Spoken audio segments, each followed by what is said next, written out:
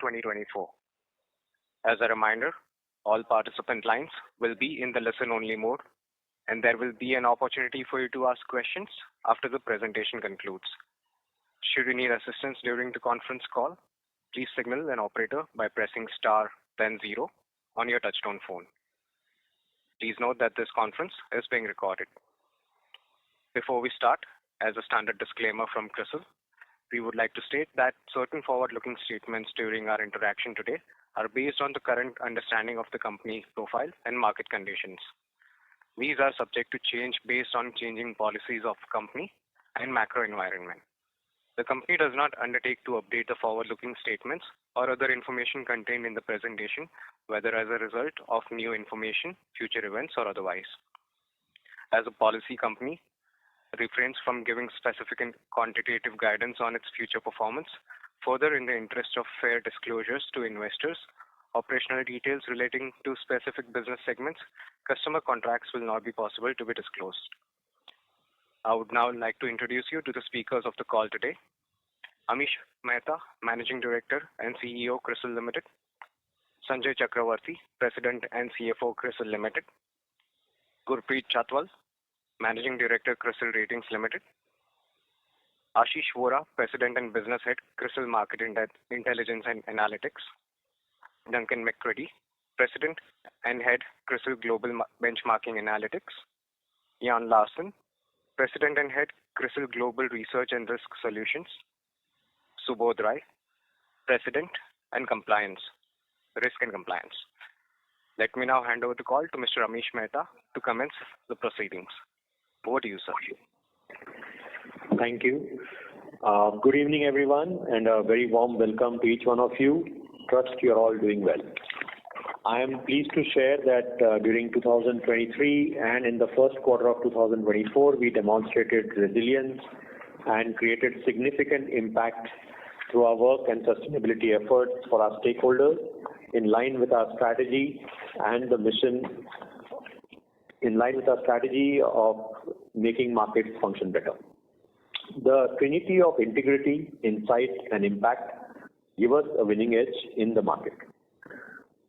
We operate in 12 countries, and Crisil family is now a 4,600 strong plus employee base.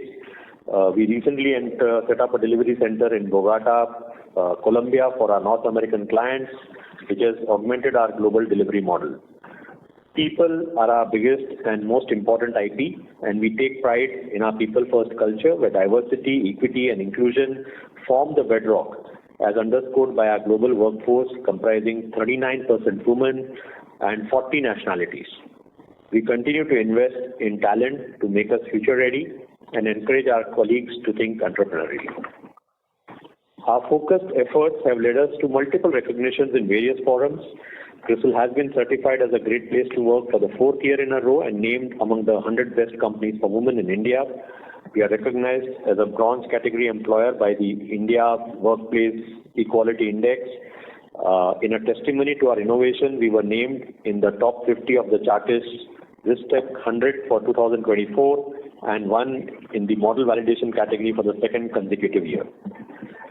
Let me now share our perspective on the macroeconomy. The global economy remained resilient in calendar year 2023, and only a mild moderation is expected in 2024, according to the latest outlook by S&P Global in March. A soft landing is the base case for the global economy in calendar year 2024, with 3.2% GDP growth compared with 3.4% in calendar year 2023. Geopolitics, including a spate of elections in 64 countries, pose downside risk to the outlook. Given this context, we believe that following will be the key trends in 2024. We see the global banks turning cautious with delayed discretionary spending while they continue to focus on operational efficiencies, regulatory compliance, and business transformation. Increased volatility due to macro uncertainties translates to a greater need for enhanced values and actionable insights from our benchmarking solutions. We see continued traction in the private capital market. We are seeing active dialogue around the possibility of leveraging Gen AI across industries, and we continue to explore ways in which we can enhance our client offerings and internal workflows through the use of GenAI. Coming to the domestic environment, the momentum in India's GDP growth continues to be good, underscoring the country's growth potential. India's growth has been investment-driven, largely with private consumption trailing overall GDP. Healthy private consumption is vital for balanced and sustainable growth, will remain monitorable. Crisil expects India's GDP to grow at 6.8%, making it once again the fastest growing large economy in fiscal 2025. Corporate bond issuances grew 9% on year in the quarter ended 31st March 24 versus 28% for full year 2023. Bank credit growth was 16.5%, driven by demand from retail and services sectors. Large corporate credit growth was tepid at 6.6%. Overall, the medium-term growth prospects for India are expected to be healthy, thanks to strengthened corporate balance sheets, a robust banking system, government's capex focus, and broad basing of private investments. Our businesses displayed strong growth in 2023 and momentum continued in the first quarter amid market uncertainties. Thanks to our differentiated positioning, global talent pool, and our portfolio of IP-led services. We continue to add new clients across our businesses and recorded increase in our already strong net promoter score from last year. Crisil Ratings consolidated its market leadership position with healthy revenue growth during the quarter, given the investor preference for best-in-class ratings. Our Global Analytical Center continues to strengthen its support to S&P Global in newer areas. The Research, Analytics and Solutions segment saw traction in credit, risk, data and analytics and consulting offerings for MIA. Our global businesses saw the impact of slowdown in discretionary spending by global financial institutions. The GRRS business witnessed momentum in lending solutions and regulatory support, and the business added new logos during the quarter. The benchmarking business continued to strengthen client engagement through new benchmarking solutions. We remain committed to delivering value to all our stakeholders through investments in digital technology, digital capabilities, talent, and new solutions. And our franchise activities continued well during the quarter. We hosted the flagship India Outlook Seminar 2024 and released the India Outlook Report. Our businesses released thought-leading insights and reports and hosted webinars on pertinent topics across sectors. Crisil Foundation celebrated 10 years in 2023, and our Global Analytical Center celebrated 20 years of partnership with S&P Global Ratings. Our foundation continues to drive impactful work and meaningful positive social and environmental change through many engagements and initiatives, especially towards women empowerment and environment conservation. Our colleagues will share a lot more detail around the individual businesses, and I'm handing over to Sanjay to walk you through the financial performance in detail. We'll be happy to take questions once we share our story. Over to you, Sanjay. Thank you, Amish. I'm on slide 12, where we have the financial performance of 2023 and the first quarter of 2024. Let me start with the financial results of 2023. Revenue growth for 2023 has been robust at 13.4%, with both our business segments registering growth, double-digit growth, in fact, and all our businesses in both the segments registering growth in the year 2023. With expenses growing at a lesser pace, roughly around 10% for the year, 2023 saw PBT growing by almost 17% and PAT growing at more or less the same rate at 16.7%. When we come to the quarter did see revenue growth momentum continuing in the rating segment. However, it was offset by slow performance in one of our global businesses in the Research, Analytics and Solutions segment. The quarter grew by 3.2% in spite of coming off a very strong base of Q1 23, when revenue had actually grown by 20.2% last year in the first quarter of 24. While PBT was flattish for the quarter as compared to last year. When we look at the PAT has degrown by 5.5%, and that is essentially because of increase in the tax rates in after quarter one last year in one of the ex-India jurisdictions. That is a summary of the financials of 2023 and the first quarter of 2024. Even as we go into the Q&A at a later point of time during this call, we would be more than questions from all of you will be more than welcome. I now hand over to Gurpreet for the ratings section. Hi, thank you, Sanjay. I'll take you through the segmental performance for ratings for Q1 2024 as well as CY 2023.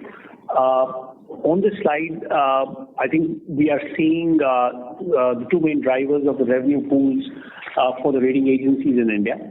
I think the first is the corporate bond market and the other is the bank credit growth. So let me talk about them. So we are witnessing a growth of about 9%, or we witnessed about 9% in the first quarter of 2024. This was on a high base of last year.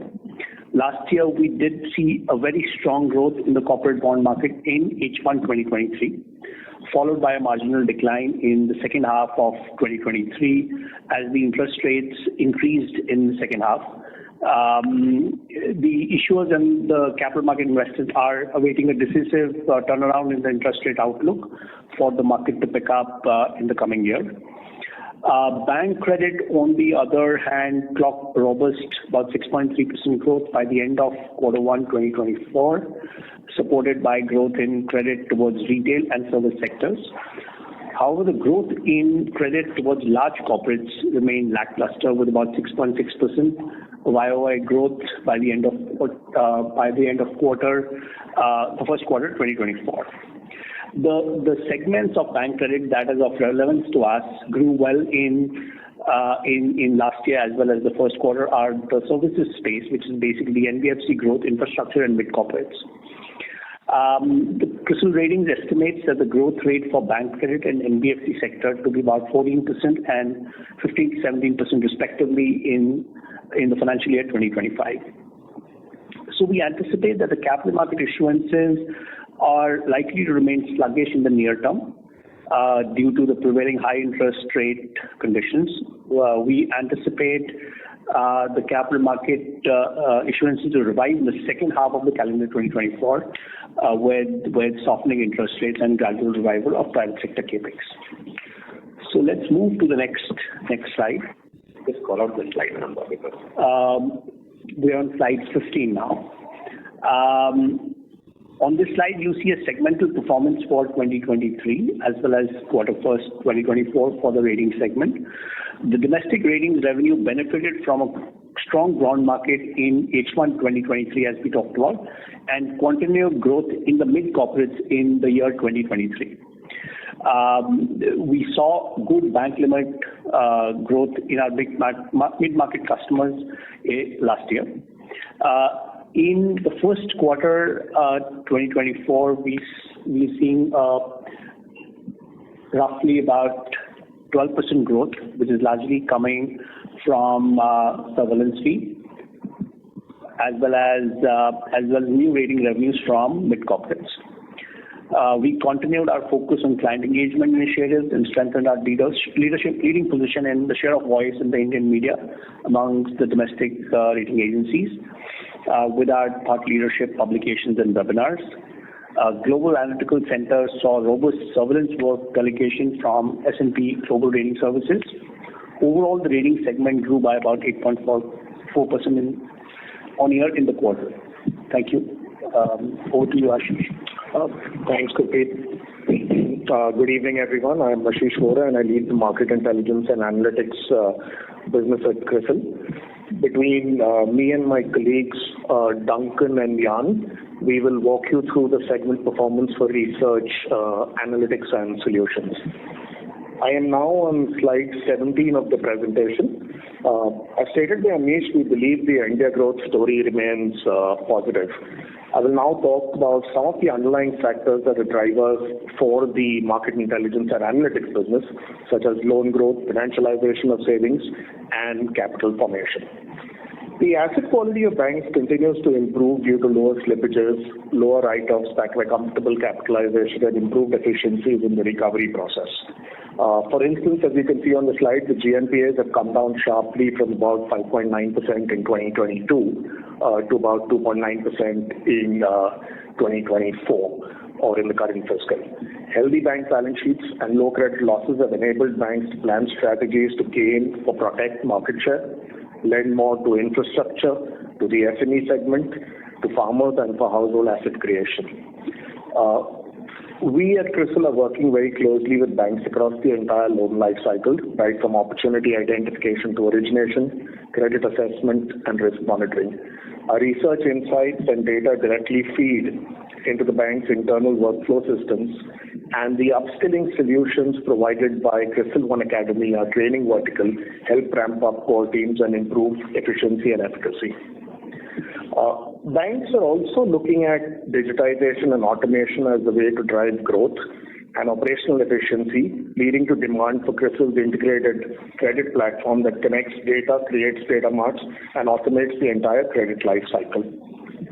Similarly, financialization of savings and steady increase in assets under management have been accompanied by a higher demand for innovative products from the investor community.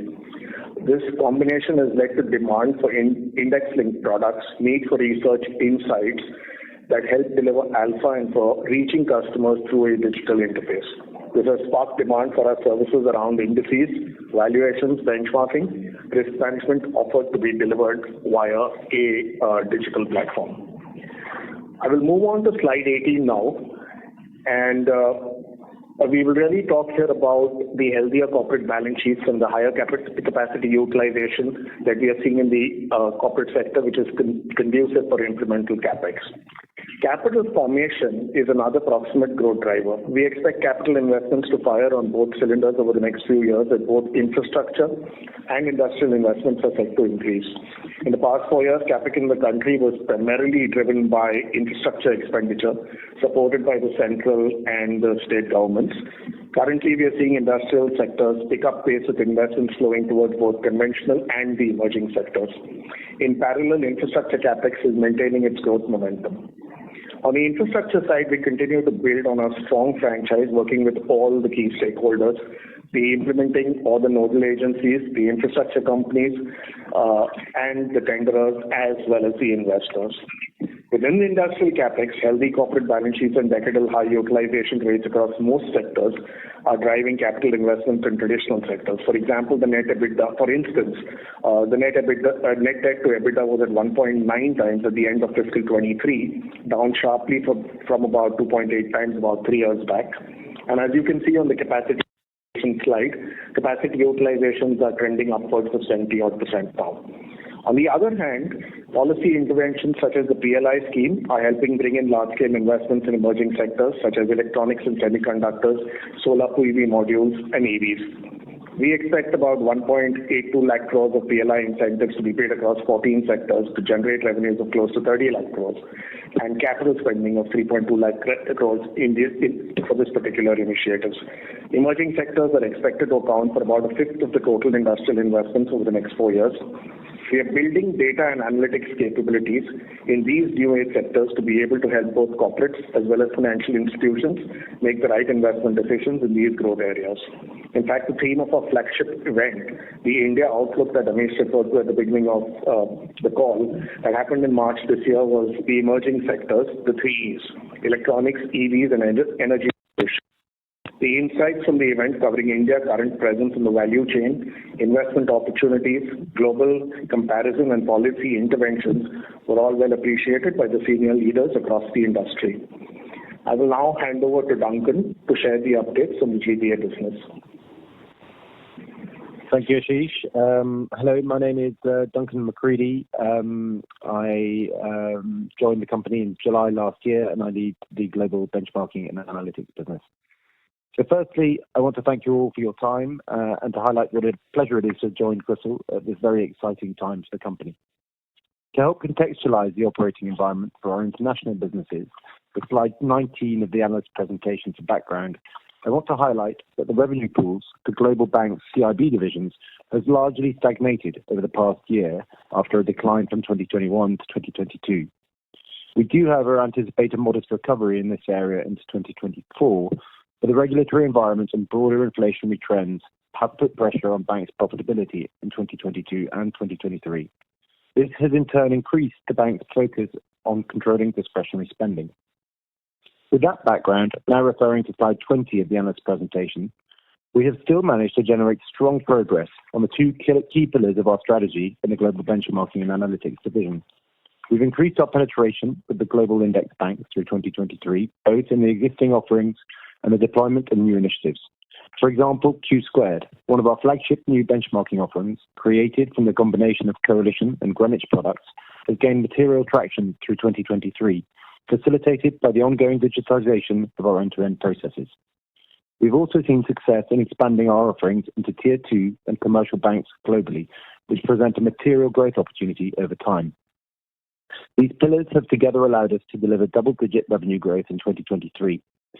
These trends have continued into the first quarter of 2024 with strong momentum across both global index banks and regional players. Our digital transformation is now having a tangible impact on our ability to deliver our analytics through digital channels to our clients and increasing the pace of development of our new offerings. Overall, we've seen a strong performance in 2023, laying a foundation for continued growth. I will now hand over to Jan Larsen, who will take you through the highlights of the GRRS business. Over to you, Jan. Thanks, Duncan. Good afternoon. I am Jan Larsen. I head the Global Risk and Research Solutions business at Crisil, which we often refer to as GRRS. I am on slide 20 of the presentation. The global macroeconomic situation remained complex in 2023. World growth was higher than expected, and inflation, despite peaking, was above target for many central banks. The operating environment was characterized by the failure of a few regional banks in the U.S. and the consolidation of a large European bank. The GRRS business witnessed robust performance in 2023 despite these headwinds. The risk and analytics business saw increased client engagement in areas such as regulatory compliance and reporting, targeted review of internal models, stress testing initiatives, and lending solutions, leading to wins with existing and new clients. Traditional sell-side research faced cost-cutting pressures amid headwinds driven by factors such as a challenging deal environment, regional banking crises, inflationary pressures, recessionary concerns, and ongoing budget pressure.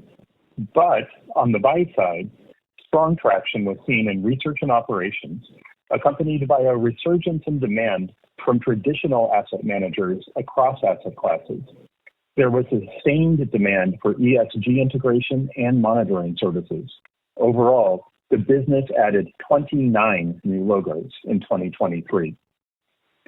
While we saw the impact of curtailed discretionary spending in the first quarter of 2024, to maximize revenue in the current year and to build a broader revenue base for the future, we have amplified our focus on getting into new buying centers in existing accounts. We have a disciplined program of outreach to key stakeholders in our current small to mid-sized accounts with early success stories in the first quarter.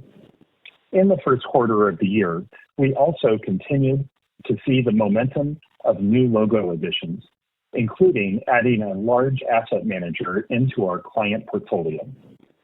We also continue to focus on expanding our reach to Tier 2 and Tier 3 institutions through our partnership channels.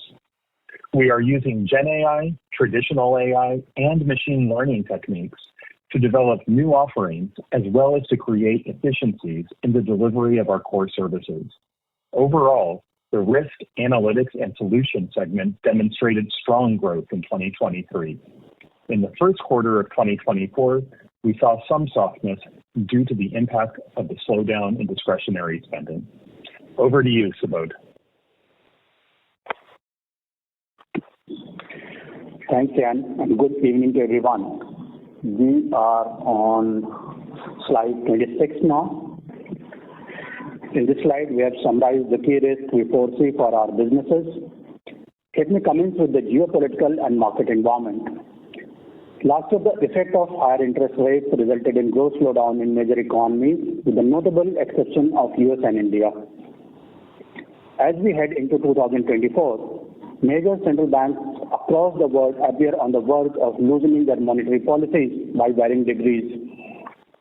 However, geopolitical headwinds are becoming stronger due to ongoing war between Israel and Hamas, which has also led to Red Sea crisis affecting one of the busiest transport corridors in the world. Escalating conflict between Iran and Israel has further heightened the regional tensions and raised the fear of Israel-Hamas conflict spiraling into much wider war. Continued war in Europe is also adding to the uncertainty. Additionally, this year has another geopolitical risk in the form of elections in more than 60 countries, including India and US. The outcome of these elections has potential to impact global business sentiments. In such an uncertain economic environment, we are witnessing some of our clients turning more cautious and prolonging their decision-making cycles. Now coming to cyber risk, the threat perception continues to remain very high as threat actors are becoming more sophisticated.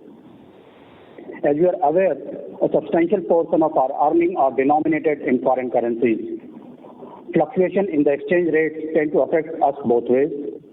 While Crisil has deployed an appropriate hedging strategy, any sharp volatility in the currency movements remain a key risk to our global businesses. Lastly, I will talk about the risk emanating from large-scale deployment of GenAI across the globe. While AI/ML-driven solutions have been in use in the financial sector for a very long time, their applications were limited to a specific task only.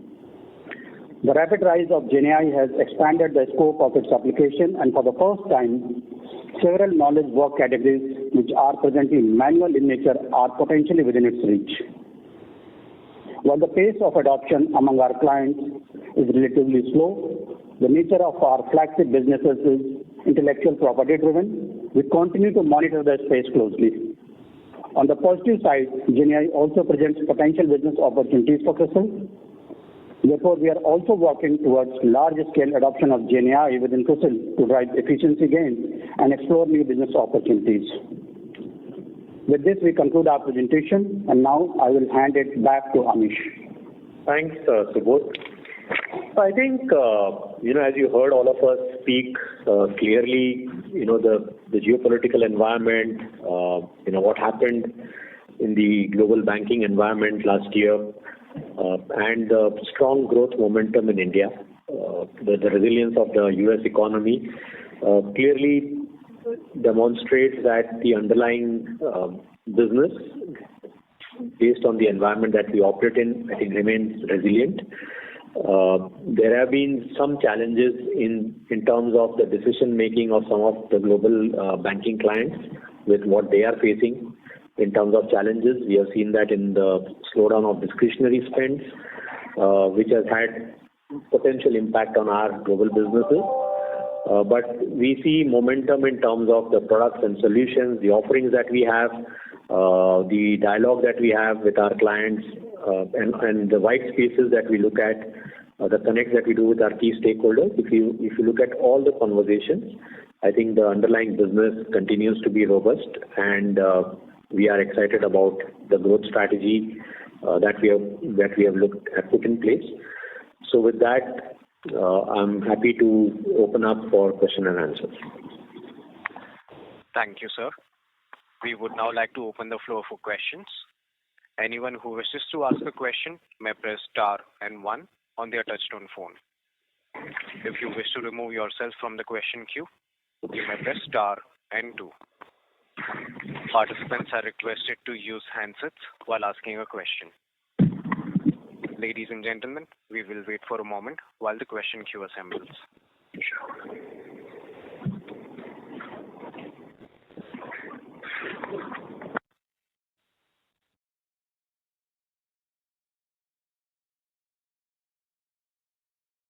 The first question is from the line of Harsh Shah from HSBC Asset Management.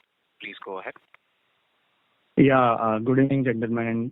Thank you for the opportunity. Just few questions on Q1 results, and then I have a couple of questions on an overall strategy basis.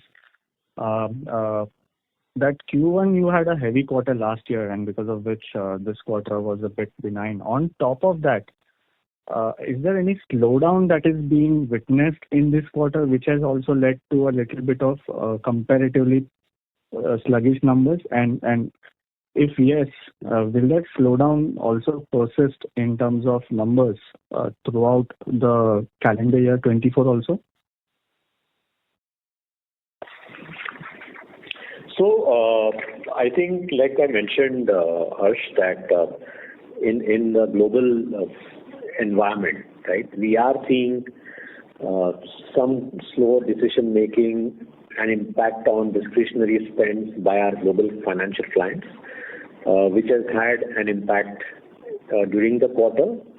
And I think we will continue to see that play out for the next few months, or depending on when the decision making cycle turns around for discretionary spends. But to address that from our perspective, I think we have put a strategy in place to look at the white spaces, to reach out to stakeholders, identify areas of opportunity on the risk regulatory side, data analytics, sustainability, private markets. So there are and create new offering and solutions, which we try to meet up with our existing stakeholders within the banks, as well as the new stakeholders that we are looking at, and new clients. So there is a plan that we have put in place. I think those are some of the actions that we are putting in place to help address the challenge which might be there in the environment, given the impact on discretionary spend by some of our global clients.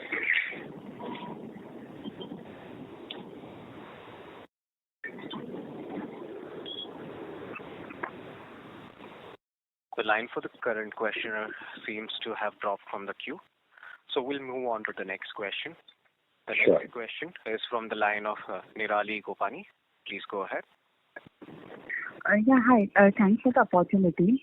So my question is on the research division. So if we see last few quarters, the margins have been very volatile, ranging from 18 to 24%. And this quarter it was around 16%. So what should we consider as a steady state margin when it comes to the research services? I think, Nirali, you should always look at the annual margin, not look at quarterly margins. I think, so from our perspective as an organization, our focus is to grow margins across all our businesses on a consistent basis. I think that's where we continue to focus. We continue to build our IP. We continue to build our domain solutions, right, working with our clients to create that impact. So I would request you to look at the annual margin numbers and not look at the quarterly numbers, because there would be various aspects which are sitting in quarterly numbers. I think it is always better to look at the annual margin profile. Perfect. And you've talked about this global uncertainty, and we all know what is going on globally. So given the situation, should we expect some growth in the research division in this calendar year or maybe next calendar year? Some outlook will be helpful. I think we don't give any forward-looking outlook, Nirali, as you're aware. So I don't want anything quantitatively, any qualitatively. If you can talk about it, it will be helpful. I think it's very clear. Our endeavor is to grow. I mean, as an organization, right, across all our business segments in all geographies that we operate. I mean, we are very focused on driving growth, on accelerating growth, and that is what we will be focused on. Perfect. Thank you. Thank you. The next question is from the line of Harsh Shah from HSBC Asset Management. Please go ahead. Yeah, sorry, my line got dropped. I hope I'm audible right now. Yes, Harsh, we can hear you. Yeah. So just to the previous participant's question, I was alluding to that also earlier, that barring quarter to quarter, if you've always mentioned that we should look the company on a yearly basis, and also X of global slowdown. Do we have enough arsenal at our disposal that we can have a double-digit growth and also margin improvement on a full year basis? So Harsh, I just mentioned some time back that we don't discuss forward-looking outlooks. So I will not be able to comment on that. However, I mentioned that as an organization, our focus is to drive growth and continuously improve margins. So that is something that we will continue to work as an organization. Okay. And just as an organization, do we have a correlation of how a sector, let's say BFSI, IT spends are there versus how the discretionary spends of those financial institutions also have with Crisil? Because few of the IT companies are saying that financial year 25 for BFSI globally should be better for them than financial year 24. So the spend of global institutions on Crisil as a percentage will be minuscule compared to what they would spend on the large IT companies. And if you look at the number of global institutions that I think we can potentially work with is pretty large. Understood. And just last question from my end is in terms of ESG rating license, where are we, at what stage we are? So we have applied for the license as we have disclosed publicly, and we are awaiting feedback from SEBI on the next steps. And is there a deadline for that? Before that date, SEBI has to inform everybody? No, there is no deadline, as we understand. Understood. Okay, that's it from myself. Thank you and all the very best for CY24. Thank you. Thank you. The next question is from the line of Anuj Sharma from M3 Investment. Please go ahead. Yeah, thank you for this opportunity. Two questions. One is the merger with IHS market has been for some time. Now, in terms of opportunities, in terms of outsourcing, could you just help elaborate what is the opportunity? Has the journey yet started, or there's not much there to look forward to? That's question number one. So you are asking about the merger of IHS market with S&P Global, I'm assuming. That's right. So I think, as you would be aware, that there is a large footprint which IHS market and S&P Global have in India beyond Crisil, right? And I think we continue to look for opportunities as Crisil. So we work very closely with the S&P Global Ratings. We have a captive which is the Global Analytical Center, where we are working very closely with our the global ratings business. We are looking for opportunities to partner with different divisions of S&P Global and identify opportunities where we can partner based on the capabilities that we have. And that's something that we are wanting to grow in terms of business. So that is something that we are continuously evaluating and working on. We have had some success in some of the businesses, and I think that's something that we will continuously evaluate. All right, but would it be fair to say that a large portion of opportunity will flow down to the captive which is beyond Crisil, and has it started already flowing through? Or do you believe that will be equally divided between the two entities? No, so I am not. I am unable to comment on the strategy of IHS market. I can only comment about Crisil. And our dialogue across the organization beyond S&P Global Ratings is to evaluate based on the capabilities that we have and see how we can leverage, how we can demonstrate value for the stakeholders and be able to leverage the value. All right. And my second question is, it's always been a competitive market, but what are the trends in pricing and yields in the rating segment? Just some thoughts into that segment.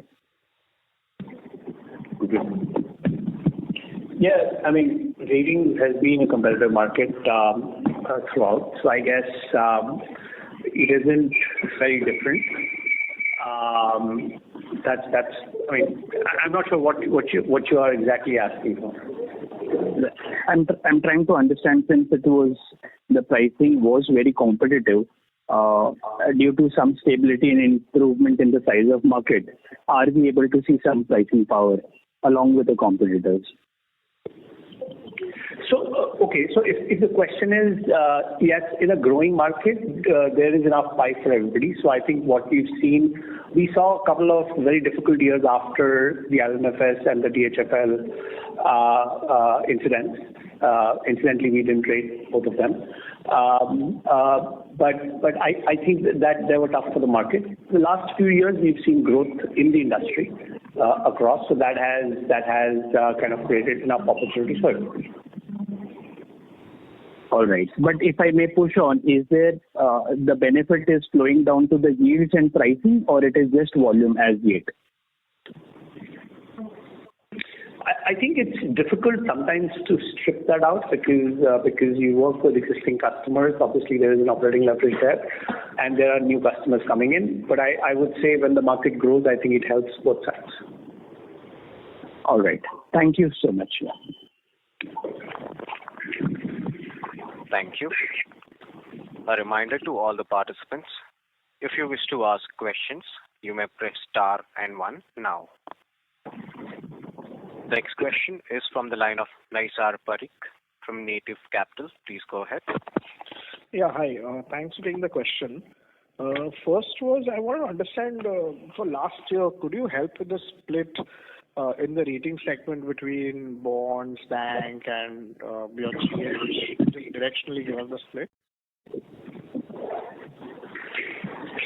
So we don't give a segmental split, subsegmental split of our businesses within a segment, Nisar.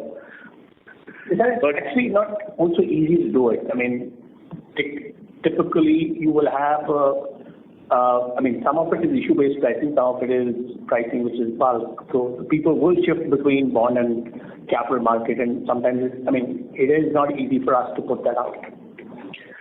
Ourselves as well. I mean, I'm not saying that from public domain, but internally also, if you're divided, we can argue it's best an apportionment process, but you really sometimes are not able to make that differentiation. If you're asking about GAC, Nisar, then if you look at the 23 annual report, you will see that GAC's related party transactions are separately listed, and that comes to roughly around 10% in our total consolidated turnover of the company. That is available for you in our annual report. No, that is there. No, that's fair. Okay. Second question was, in terms of the margins, and you spoke about, it a bit. But can you just give some more directional, sense, is there some kind of margin pressure that we are facing on the research side? And secondly, can you give split of the employees between how many are in India versus outside? We do not give a headcount split, Nisar, but about the bulk of our employees, 75 to 80% of our employees are in India. We do not give a business-wise or segmental-wise split.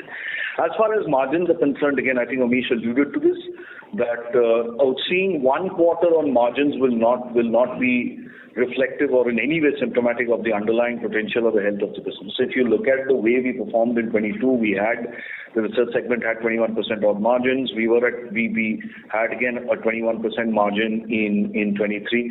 The idea across all our businesses and our segments is to have revenue growth along with margin expansion. There will be cycles in between where we will see margins getting hit. And when I say hit, I mean the expansion of margins might see some level of slowdown, but as an organization, as a board, and as a management, we are very clear that every business that we run has clear potential of revenue growth and margin expansion. Okay. And last question is, do you track your market share in the bond ratings or something like that? Any way there is a way for you to track what is your market share? Do you disclose that? So the bond market, I think there are external vendors like Prime Database who kind of put that out. So we do track from them.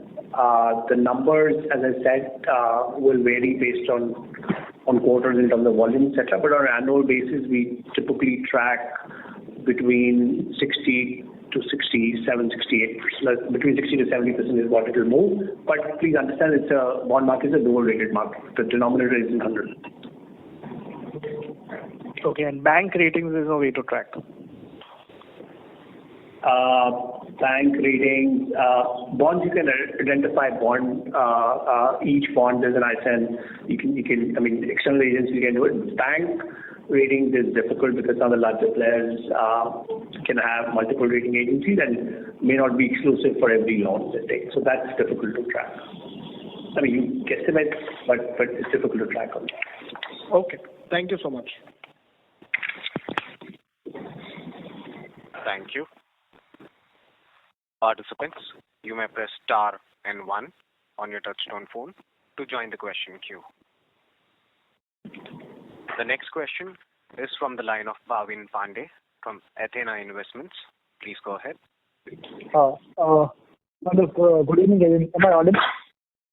So you're sounding a bit muffled. In case if you're using the speakerphone, may we request you use the handset mode, please? Perfect. I hope I'm clear now. Yes, sir. Please go ahead. Sure.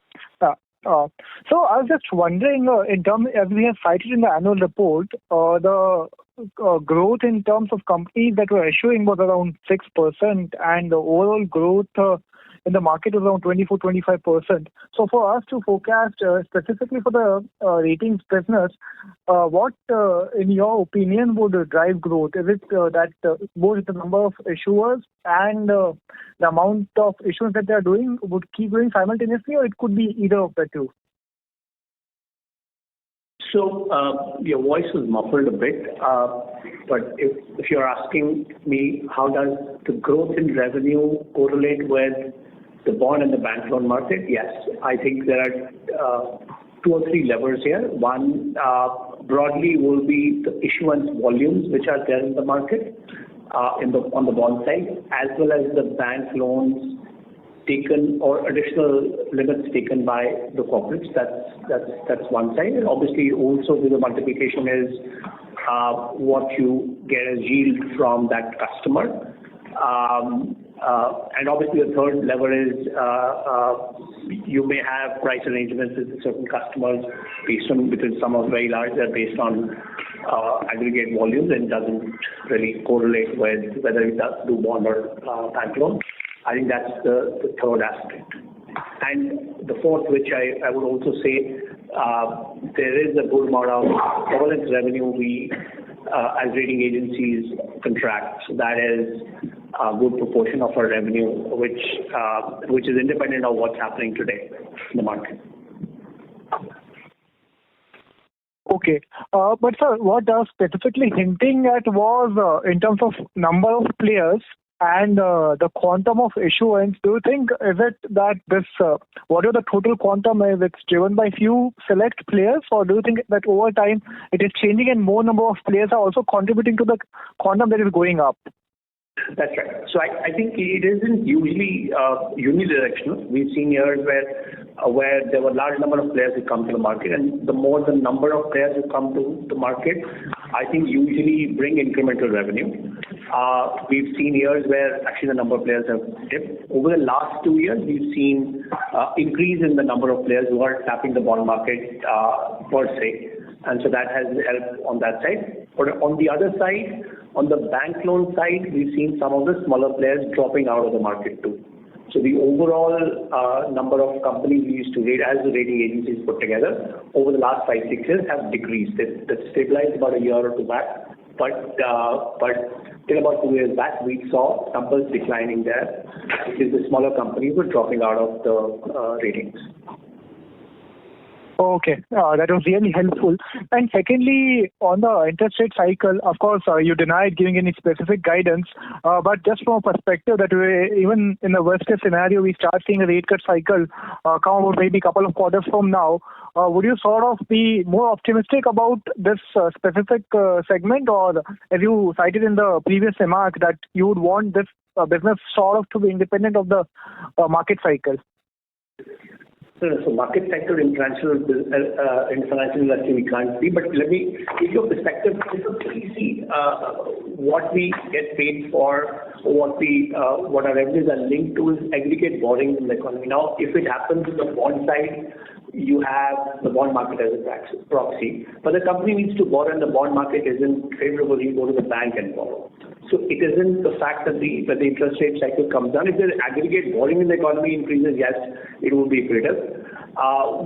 Typically what we track is with the interest rate cycle when it comes down, we tend to see that companies will start favoring the bond market more than the bank loan side, because the bond market actually factors in the declining interest rate faster, and so it does for the increased interest rates too, but because it moves faster, so we anticipate that to pick up, and bond market is usually a little bit more lucrative than the bank loan. So overall, yes, if the interest rate cycle turns around, our sense is that's probably second half of the year, we would see more activity in the bond market.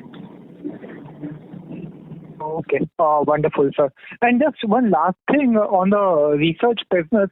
So, if at least my understanding of the commentary that was presented in the annual report was that the business is mostly baked around the increased regulatory requirements that are there in the financial institutions or on the tech side of things. But also, one could see the moat that Crisil has in terms of the number of analysts it has and the think power it has.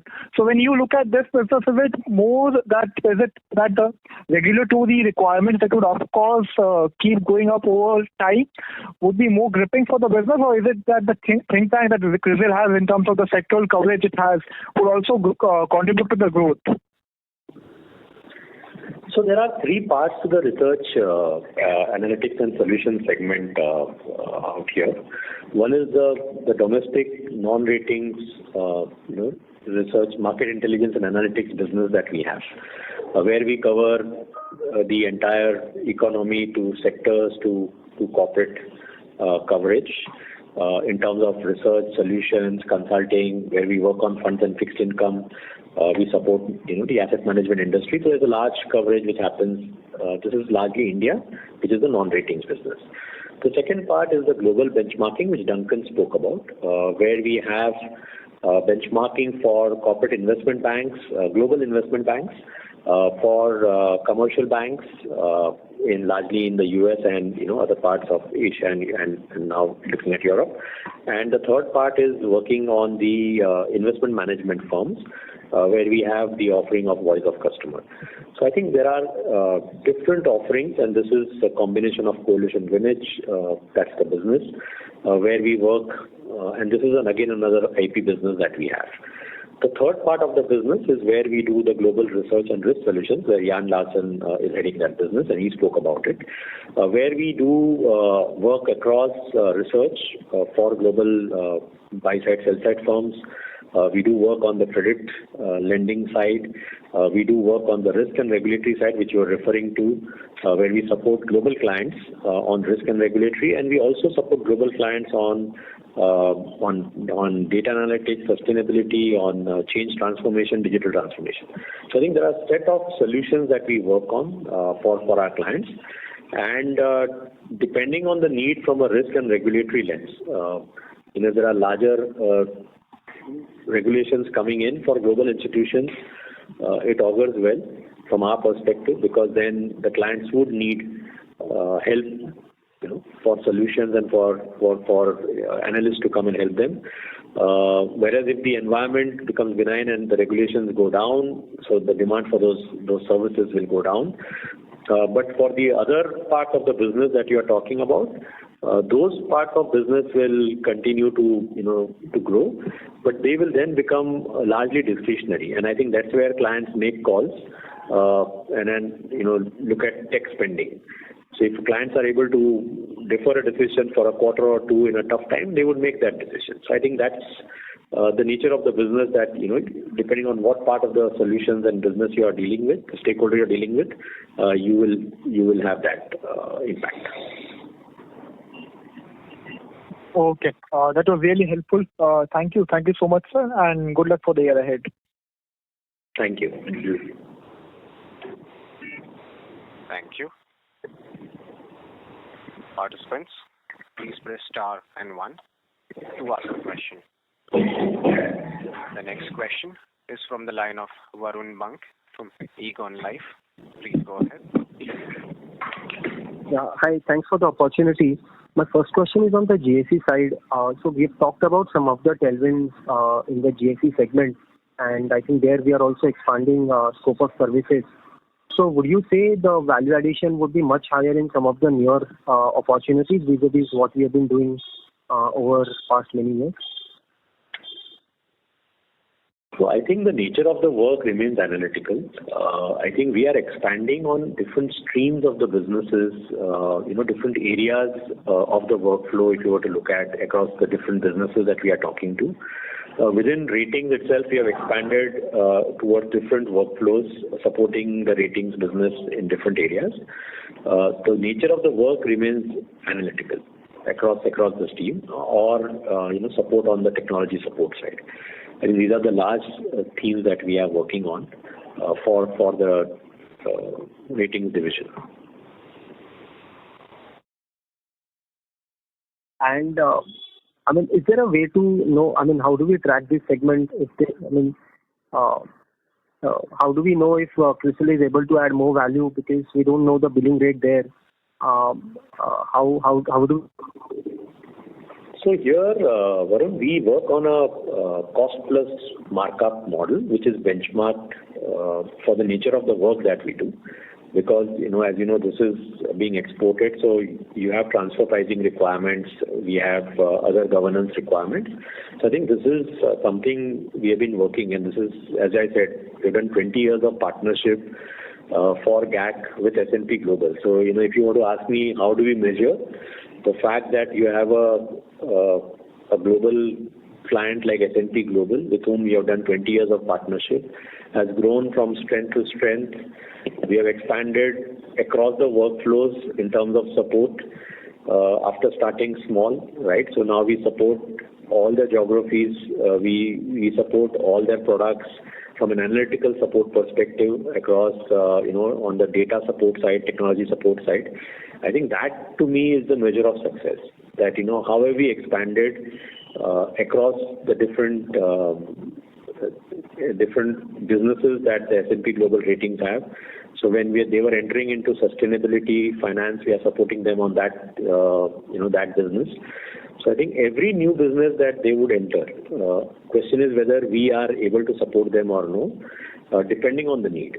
Right, I think, and of course, depending on the regulatory requirements because this is a regulated business. Please understand that ratings globally is a regulated business, and there is a definition of what work can be outsourced, what cannot be outsourced. So I think our endeavor is to maximize what can be outsourced and make sure that we deliver value to our clients. Okay, got it. And one question on the rating side. So, which are the top 3 sectors for us in the rating business, and what would be the revenue split between large corporate and MSME? Ballpark numbers, if you can share. So MSME is a very small. Anyways, MSME doesn't come in ratings at all now. So SME grading, if you are asking for, I think we don't classify that. It's a part of the market intelligence and analytics segment. So what sits within ratings is what we do as ratings. So predominantly it is large corporate. Large and mid corporate. Sure. So, difficult to put the sector. It depends on which models, but I think the larger ones are the financial services, non-banks, banks. Infra has picked up over the last few years in terms of because of the region. I think that's the broader, and manufacturing is a large segment, so it's difficult to classify. I mean, if you look at the number of companies we rate, I would say across segments, right, from large conglomerates to across different segments, I think that would give you a perspective. Okay, got it. Thanks. Thank you. Participants, you may press star and 1 to ask a question. The next question is from the line of Rajiv Mehta from VS Securities. Please go ahead. Yeah, hi. Good evening, and thank you for giving the opportunity. So my first question is on the GBA business. So can we comment on sustainability of growth witnessed in GBA business despite the challenging macro? And how is the business pipeline? See, I'm trying to check whether there was any lagged positive impact of any business won in the preceding quarters, and hence Q1 looked pretty good for us. So if you can just give us color whether we can sustain the kind of growth momentum we saw in fourth quarter.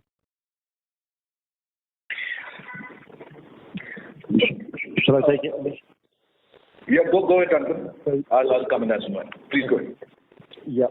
So look, the first quarter actually was pretty robust for us. We've had some, the momentum that we saw in 2023 really has continued, and the dynamic we see in our business isn't necessarily directly correlated to that discretionary spend trend, because we can see some of our clients, when they come under a bit more stress, they need our analytics to help them with their strategy to drive out of it. So the business actually has been pretty robust through quarter one. The business is a little bit more seasonal, and we tend to see more revenue into the back of the year, but we have seen a good quarter. So Rajiv, I think one of the questions you asked was, is there, if I understood you correctly, is there any spillover from 23 onto the first quarter of 24 driving growth? The answer is no. Nothing of that sort has happened. What we are also progressively trying to do is reduce the cyclicality in one part of the GBA business, and even as we go forward, we will see that cyclicality coming down. Okay, got that. And would it be possible to call out the service lines in GR and RS business which have seen the impact of slowdown in discretionary spending? No, I'm afraid not, Rajiv. We don't give, as I said, we don't give a subsegmental or a service line breakdown. But to answer your question, and I think Amish also pointed this out earlier, as had Jan in his slides when he was speaking, is that looking at one quarter to see how a business is doing or to consider that is reflective of the whole year will not be correct. We have seen muted performance in that business, but I think we should look at the full year's performance to be able to fully understand, because then the business goes through all its cycles of revenue and expense. And that is what will bring out the true potential in that business. I think it should also suffice to say that, and again, Jan alluded to it when he was talking about in his slide, wherever we are seeing some level of headwind, we are also seeing opportunity. And those are the opportunities, the white spaces that we have that we are going after. Okay.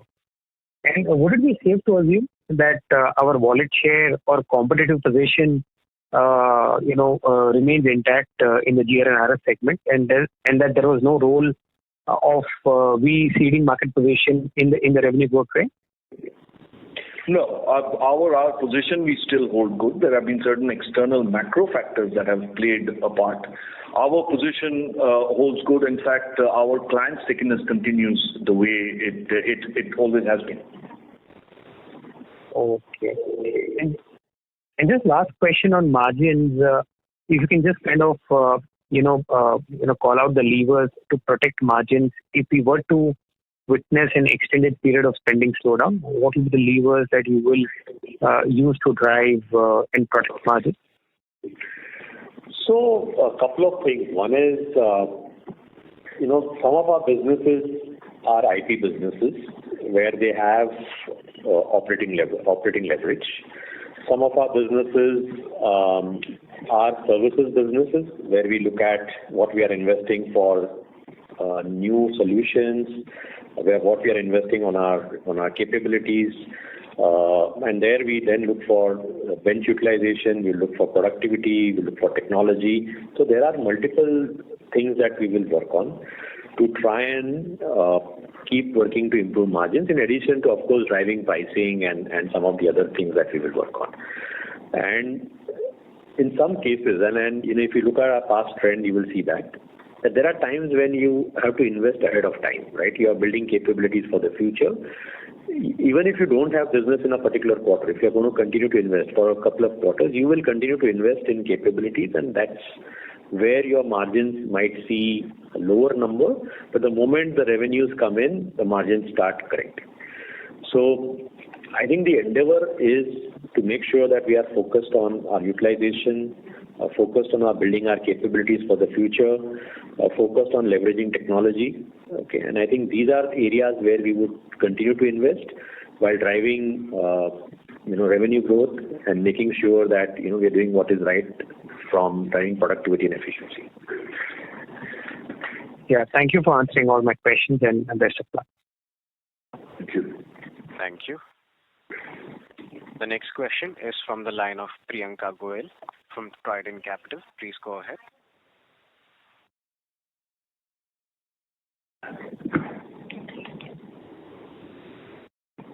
Priyanka, your line is unmuted. You can proceed with your question. Hi. Thank you so much for taking my call. This is Crisil Ltd filling in for Priyanka. My question is slightly higher level. There is a lot of discussion around the sovereign credit rating of India and the need of the hours to, upgrade that rating to something which is more reflective of the economic reality of the country today. Now, in that context, the fact it's one of the ways it is being discussed that this gap can be addressed, or this dependency on West-based credit agencies can be reduced, is to give more prominence to the homegrown credit agencies. And if the homegrown credit agencies, they start doing sovereign ratings, then there is almost some level of fairness that can be brought into the system. From a competitive positioning perspective, the fact that you are owned by S&P Global, and do you see this?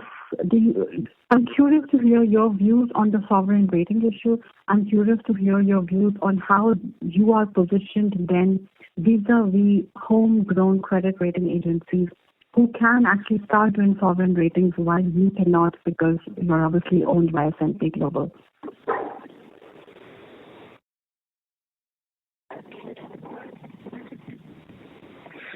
Okay, I think I don't think it's possible for us to comment on the sovereign ratings. I think we've been set up as a domestic rating agency. The idea was to fulfill the need in the domestic credit universe to provide benchmarking. So 1988 we set up when there was practically way less differentiation on credit and everybody used to get the same interest rate. I think we've made a difference. And India is one of the most successful domestic credit rating, has one of the most vibrant domestic credit rating agencies in the world. So I think that's where we are. At this juncture, it's very difficult to talk about where would the demand come from, because ultimately when you set up a business, it is you have to look at demand, supply, etc. I think the point of time, I think it won't be possible for us to comment on that question.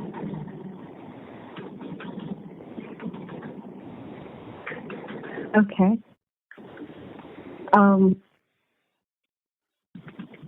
My view would be that it would be a competitive impediment if a couple of the homegrown ratings agencies start doing sovereign ratings. Then, we will at Crisil find ourselves at a slightly disadvantaged positions because, then these homegrown agencies would sort of gain more credence, gain more prominence. Is that something, and I don't expect you to answer this question to me in the public forum, but I'm curious if this is something that is on your radar, if this is something that you discuss internally, domestically, if this is something that you would discuss with your parents. So, ma'am, I think as a rating agency, as an organization, we look at everything which happens within the space, whether it happens here or outside, and we will continue to monitor. Okay, I think that is something that, as a organization, we would look at the entire landscape.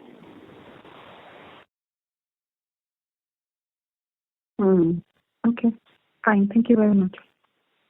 Thank you. Thank you. The last question is from the line of Abhijit Sakare from Kotak Securities. Please go ahead. Hello, good evening, everyone. Not sure if this was asked earlier, and sorry if it's getting repeated, but on the research side, I just particularly wanted to know, has there been any impact of, some of the large M&A deals that have happened in the sector in the past year, and that leading to some, vendor consolidation, and whether that's had a, let's say, some sort of a one-off impact for us?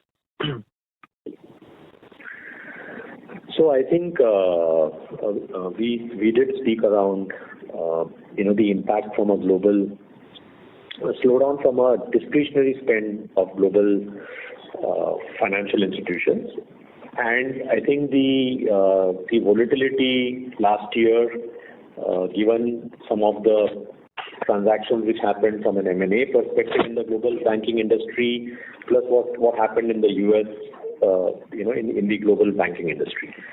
So I think all put together, there has been an impact in the industry on discretionary spends, and that has had some impact on our financials for the quarter. Got that. Sir, just to kind of, capture overall broader trends better, is it possible to give some sense, right now or maybe later in the future, around, sub components of the research business around, different scope of work or verticals or geographies, whichever way kind of you would want us to look at, that would be very helpful. Okay, we'll take that feedback, Abhijit. Thank you so much. Have a good day. Thank you. Thank you. Thank you, sir. That concludes today's call. Thank you for everyone for joining us. You may now disconnect.